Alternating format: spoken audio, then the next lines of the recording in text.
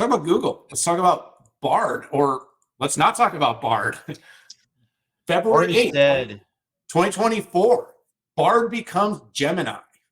So Bard, which had a mixed sort of beginning, a launch that kind of, brought some ire, but eventually seemingly turned around and Google caught up. And I was impressed with a lot of work they did with Vertex and in the cloud and of course the models. But, about a month and a half, 2 months back, Pat, they came out with Gemini. They came out with a big,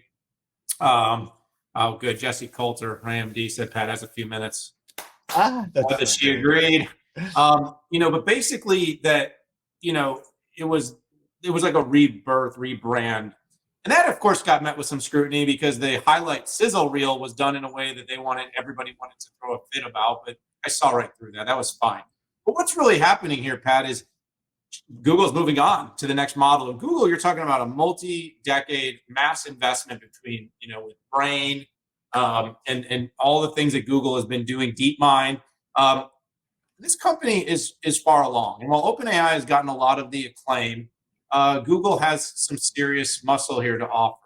But now Bard has basically become Gemini, and now Gemini Advanced is like the new cool, some people might compare it to the GPT-4 Turbo or whatever you want to call it. This is the Google version of that. And now they're offering this to be, it can be your personal tutor, your assistant. It can help you ideation, creating content. And by the way, it costs what, $20 a month to get access to this?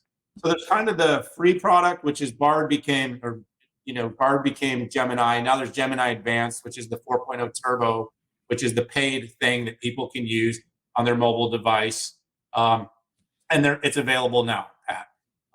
Also, though, Sundar Pichai, CEO of Google, came out and talked a little bit about where this all is heading. By the way, I don't know if you know this, Pat, but since it's public information on Twitter, I'll just go ahead and share it. I am a Gemini, and I was born on May 27th. So I appreciated Google, considering my personal experiences in life and naming their product after my birthday. You got to get, when you have the number 2 analyst, according to some list somewhere, you got to think about them when you're naming your products. But here's the thing is this is going to evolve into another area, Pat, that I think is really important. 2 areas. One, workspace. Okay. Microsoft rules the roost here for productivity. Let's be very clear. But actually, I pervasively use Google Docs, Google Drive, or not Drive. What do they call it now? It's not Drive anymore. Or is it still Drive? I don't know. But I use Docs. I use Sheets. I use the presentations tool. Workspace, Pat. The ability to put Duet AI into Workspace is going to make it a more compelling product. Now, of course, Copilot is going to be the counter to that and say, are people going to leave?